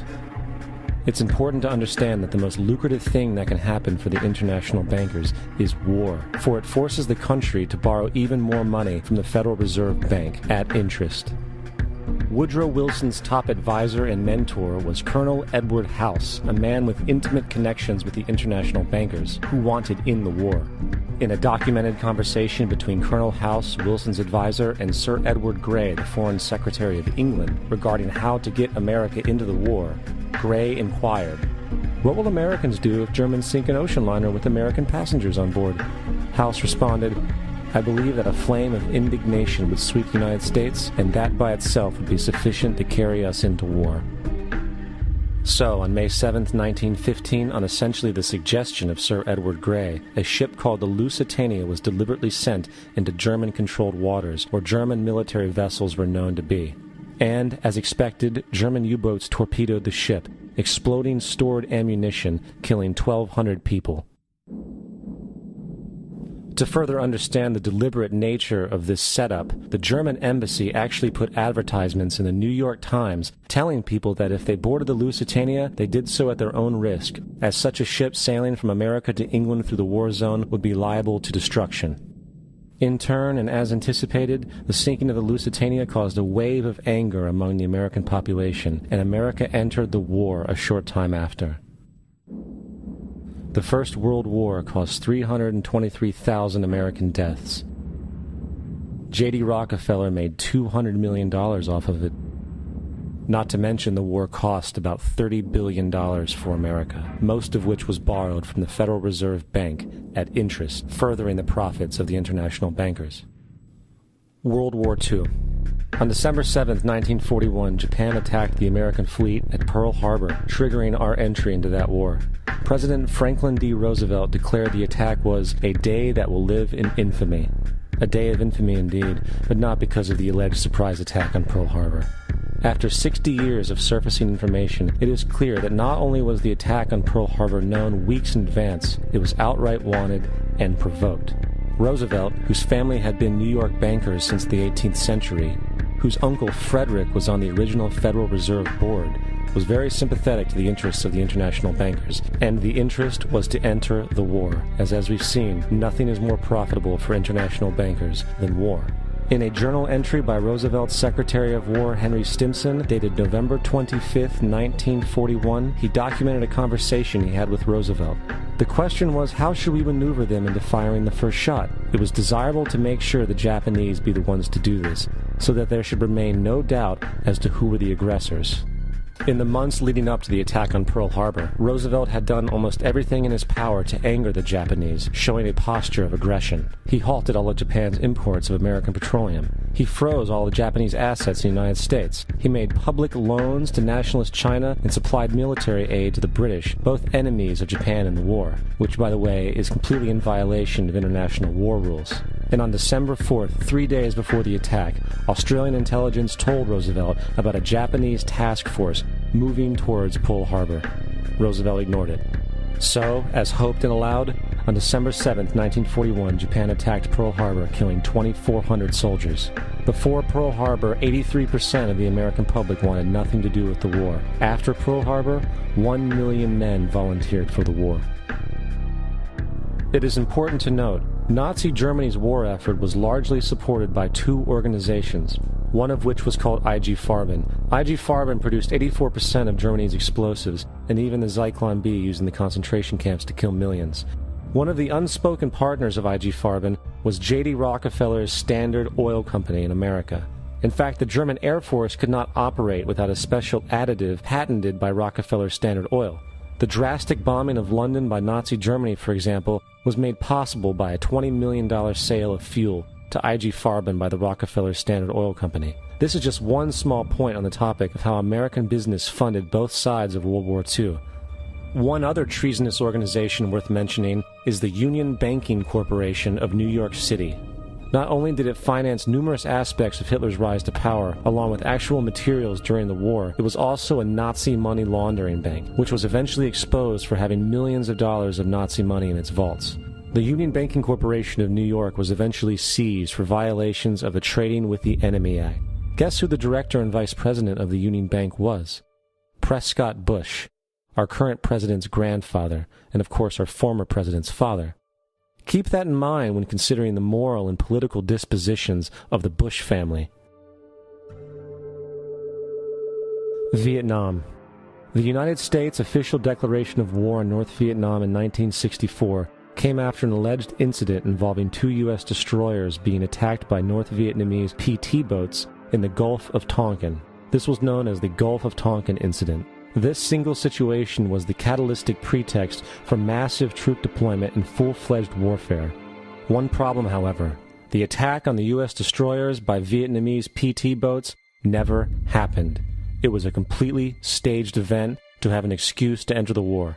Former Secretary of Defense Robert McNamara stated years later that the Gulf of Tonkin incident was a mistake, while many other insiders and officers have come forward, relaying that it was a contrived farce, a complete lie.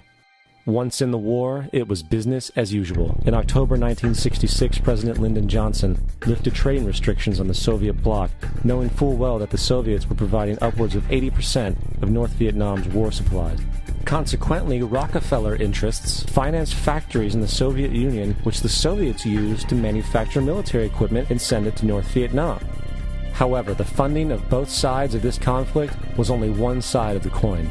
In 1985, Vietnam's rules of engagement were declassified. This detailed what American troops were and were not allowed to do in the war. It included absurdities like North Vietnamese anti-aircraft missile systems could not be bombed until they were known to be fully operational. No enemy could be pursued once they crossed the border of Laos or Cambodia. And most revealing of all, the most critical strategic targets were not allowed to be attacked unless initiated by high military officials. Apart from these imposed ludicrous limitations, North Vietnam was informed of these restrictions and therefore could base entire strategies around the limitations of the American forces. This is why the war went on so long. And the bottom line is this: the Vietnam War was never meant to be won, just sustained. This war for profit resulted in 58,000 American deaths and 3 million dead Vietnamese. So, where are we now? September 11th was the jumpstart for what is now an accelerated agenda by the ruthless elite. It was a staged war pretext no different than the sinking of the Lusitania, the provoking of Pearl Harbor, and the Gulf of Tonkin lie. In fact, if 9/11 wasn't a planned war pretext, it would be an exception to the rule. It has been used to launch 2 unprovoked illegal wars, one against Iraq and one against Afghanistan. However, 9/11 was a pretext for another war as well, the war against you. The Patriot Act, Homeland Security, the Military Tribunals Act, and other legislations are all completely and entirely designed to destroy your civil liberties and limit your ability to fight back against what is coming. Currently in the United States, unannounced to most brainwashed Americans, your home can be searched without a warrant, without you being home. You can in turn be arrested with no charges revealed to you, detained indefinitely with no access to a lawyer, and legally tortured, all under the suspicion that you might be a terrorist. If you need a painted picture of what is happening in this country, let's recognize how history repeats itself. In February 1933, Hitler staged a false flag attack, burning down his own German parliament building, the Reichstag, and blamed it on communist terrorists.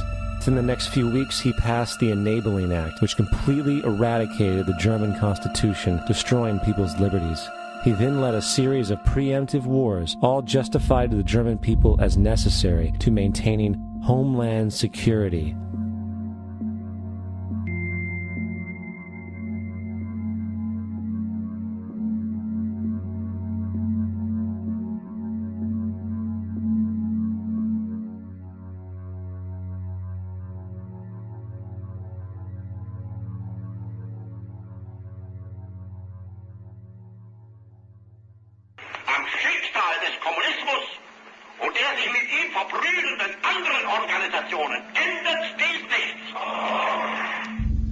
Our enemy is a radical network of terrorists and every government that supports them.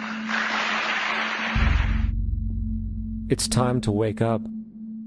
The people in power go out of their way to make sure that you are perpetually misled and manipulated. The majority's perception of reality, especially in the political arena, is not their own. It is shrewdly imposed upon them without them even knowing it. For example, the public at large actually believes the invasion of Iraq is going badly, as sectarian violence doesn't seem to stop. What the public fails to see is that the destabilization of Iraq is exactly what the people behind the government want. This war is to be sustained so the region can be divided up, domination of the oil maintained, continual profits reaped for the defense contractors, and most importantly, permanent military bases established to be used as a launching pad against other oil-bearing, non-conforming countries such as Iran and Syria. For further implication that the civil war and destabilization is purely intentional, in 2005, 2 elite British SAS officers were arrested by Iraqi police after being caught driving around in their car shooting at civilians while dressed up as Arabs. After being arrested and taken to a jail in Basra, the British Army immediately requested the release of these men. When the Basra government refused, British tanks came in and physically broke out the men from the Basra prison. If you wish to destroy an area, how do you do it? Well, there are 2 ways. You can go in there and bomb it and so forth, but that is not very efficient. What you do is you try to get the people in that area to kill each other and to destroy their own territory, their own farms. And that's what's been done in that area. The way in which you destroy an opponent is get him to destroy himself by dividing his ranks against one another. Then you feed both sides. You have agents feeding both sides, inflaming both sides. And they kill each other off. And it's time that some of us woke up to this reality to understand that people who try to maintain empires and create empires do it by manipulating the people they're trying to conquer. You might want to ask yourself why the entire culture is utterly saturated with mass media entertainment from all sides, while the educational system in America continues its stupefying downward slide since the U.S. government decided to take over and subsidize the public school system. What your government pays for, it gets. When we understand that, then we look at government-financed institutions of education and see the kind of students and the kind of education that's being turned out by these government-financed schools. Logic will tell you that if what is being turned out in those schools was not in accord with what the state and the federal government wanted, then it would change it. The bottom line is that the government is getting what they have ordered. They do not want your children to be educated. They do not want you to think too much. That is why our country and our world has become so proliferated with entertainments, mass media, television shows, amusement parks, drugs, alcohol, and every kind of entertainment to keep the human mind entertained, so that you don't get in the way of important people by doing too much thinking. You had better wake up and understand that there are people who are guiding your life and you don't even know it. We're in a lot of trouble because you people and 62 million other Americans are listening to me right now, because less than 3% of you people read books. Because less than 15% of you read newspapers. Because the only truth you know is what you get over this tube. Right now, there is an entire generation that never knew anything that didn't come out of this tube. This tube is the gospel, the ultimate revelation. This tube can make or break presidents, popes, prime ministers. This tube is the most awesome goddamn force in the whole godless world. And woe is us if it ever falls into the hands of the wrong people. And when the largest company in the world controls the most awesome goddamn propaganda force in the whole godless world, who knows what shit will be peddled for truth on this network. So you listen to me. Listen to me. Television is not the truth. Television is a goddamn amusement park. Television is a circus, a carnival, a traveling troupe of acrobats, storytellers, dancers, singers, jugglers, sideshow freaks, lion tamers, and football players. We're in the boredom-killing business. But you people sit there day after day, night after night, all ages, colors, creeds. We're all you know. You're beginning to believe the illusions we're spinning here. You're beginning to think that the tube is reality and that your own lives are unreal. You do whatever the tube tells you. You dress like the tube. You eat like the tube. You raise your children like the tube. You even think like the tube. This is mass madness, you maniacs. In God's name, you people are the real thing. We are the illusion. The last thing the men behind the curtain want is a conscious, informed public capable of critical thinking, which is why a continually fraudulent zeitgeist is output via religion, the mass media, and the educational system. They seek to keep you in a distracted, naive bubble, and they are doing a damn good job of it. In 2005, an arrangement between Canada, Mexico, and the United States was made. This arrangement, unannounced to the public, unregulated by Congress, merges the United States, Mexico, and Canada into one entity, erasing all borders. It's called the North American Union, and you might want to ask yourself why you've never heard of this. In fact, there is only one mainstream reporter who has actually heard of and has had the courage to cover this issue. The Bush administration's open borders policy and its decision to ignore the enforcement of this country's immigration laws is part of a broader agenda. President Bush signed a formal agreement that will end the United States as we know it, and he took the step without approval from either the U.S. Congress or the people of the United States. It's a deal that few have even heard of. It's being done again by very few people at the very top on behalf of the investment class, but the working class of people, political officials across our country, from communities, from cities and so forth, they don't know anything about this. This isn't some trade agreement. It is a total removal of sovereignty from these countries, which will also result in a completely new currency called the Amero. Fall. Apart from that, I think one thing people who are dollar-based need to focus on is the Amero. That's the one thing that nobody's talking about that I think is going to have a big impact on everybody's life in Canada, the U.S., and Mexico. The Amero is the proposed new currency for the North American community, which is being developed right now between Canada, the U.S., and Mexico to make a borderless community, much like the EU, and the dollar, Canadian dollar, U.S. dollar, and the Mexican peso replaced by the Amero. By default of this agreement, the American Constitution will eventually be obsolete. You would think that a situation like this would be on the cover of every major newspaper. That is until you realize that the people who are behind this movement are the same people behind the mainstream media, and you are not told what you're not supposed to know. The North American Union is the same concept as the European Union, the African Union, and the soon-to-be Asian Union, and the same people are behind all of them. And, when the time is right, the North American Union, the European Union, the African Union, and the Asian Union will be merged together, forming the final stages of a plan these men have been working on for over 60 years. A one-world government.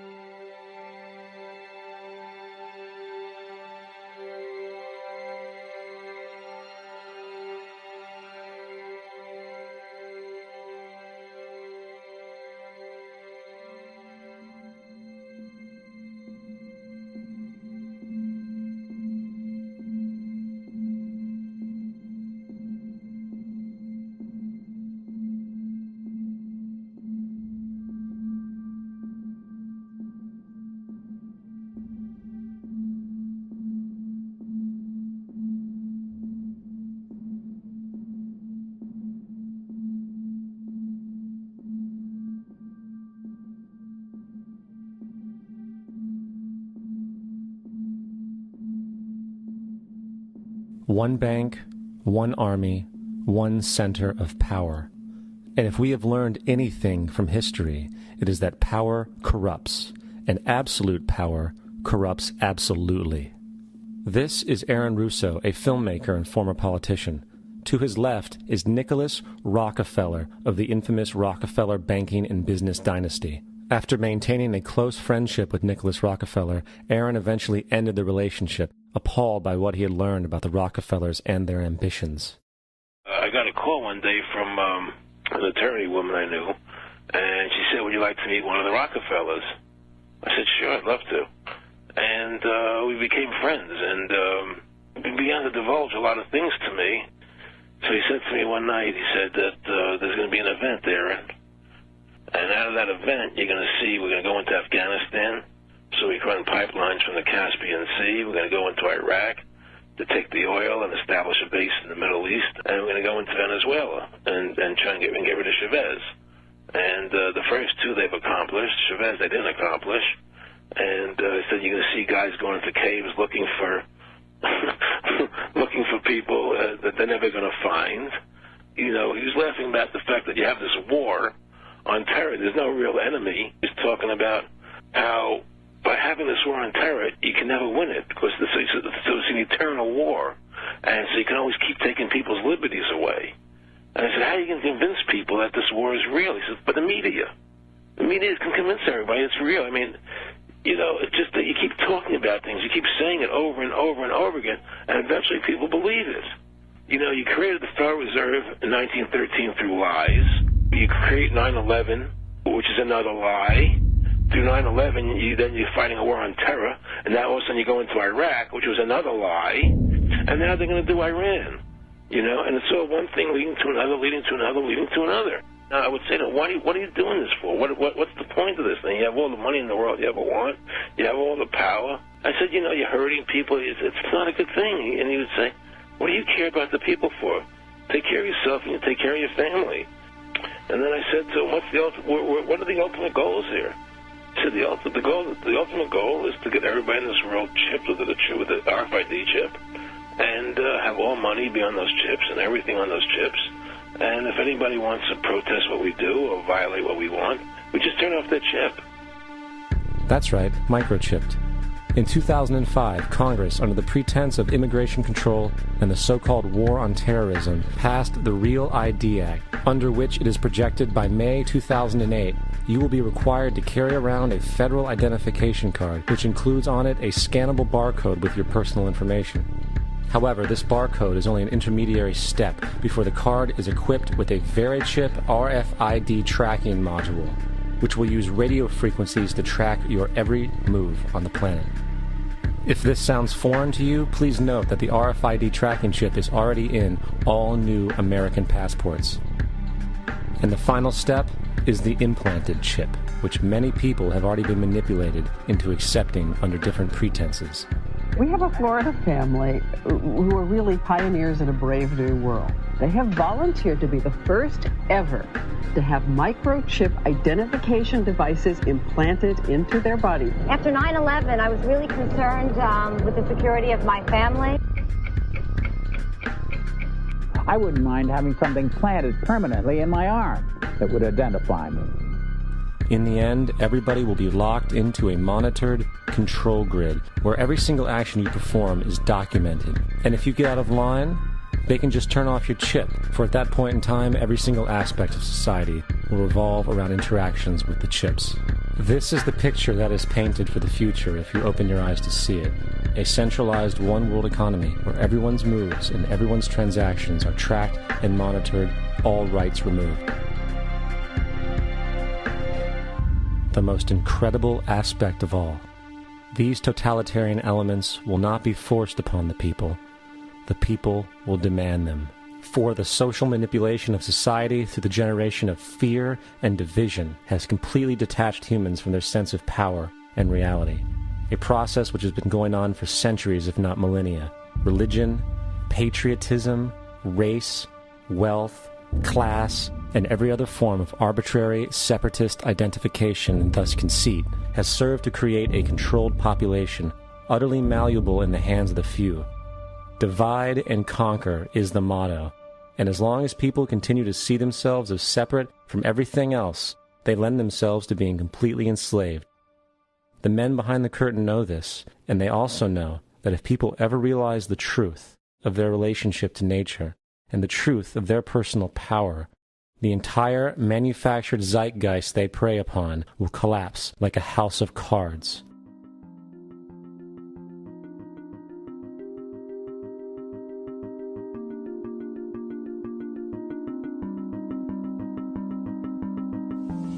The whole system that we live in drills into us that we're powerless, that we're weak, that our society is evil, that it's crime-ridden, etc., and so forth. It's all a big, fat lie. We are powerful, beautiful, extraordinary.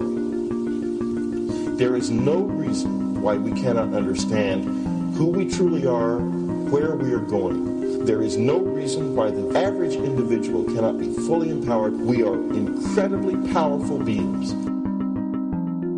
You know, I think I spent 30 years of my life, in the first 30, trying to become something. I wanted to become good at things. I wanted to become good at tennis. I wanted to become good at school and grades and everything I kind of viewed in that perspective. I'm not okay the way I am, but if I got good at things, I realized that I had the game wrong. The game was to find out what I already was. Find out what I already was.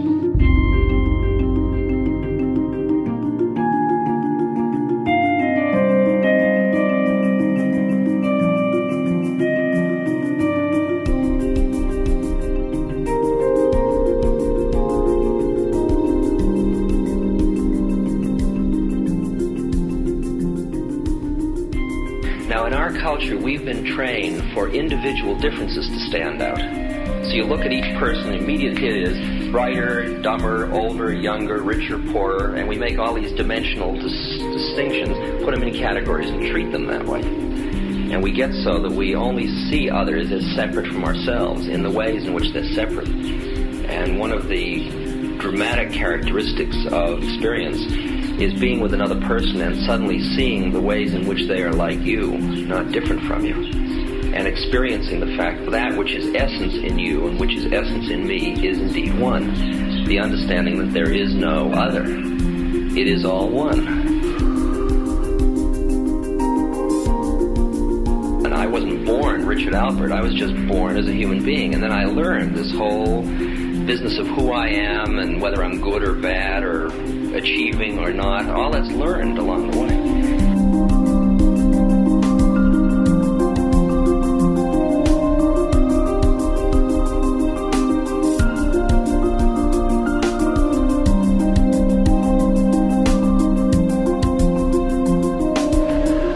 The old appeals to racial, sexual, and religious chauvinism, to rabid nationalist fervor, are beginning not to work. A new consciousness is developing which sees the earth as a single organism and recognizes that an organism at war with itself is doomed.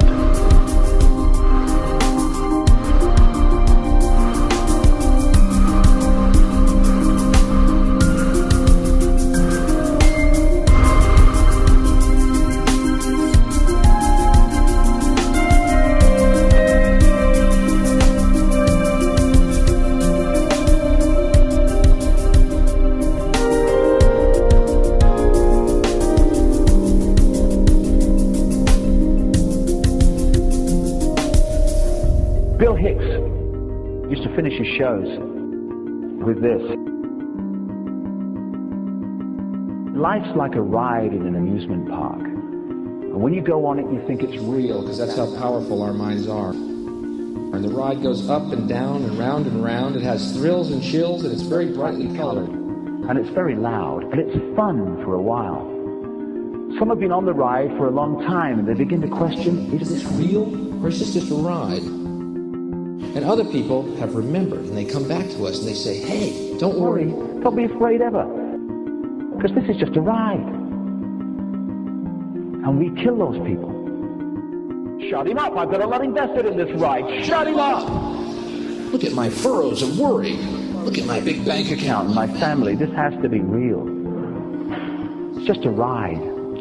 But we'll kill those good guys who try and tell us that. You ever notice that? And let the demons run amok?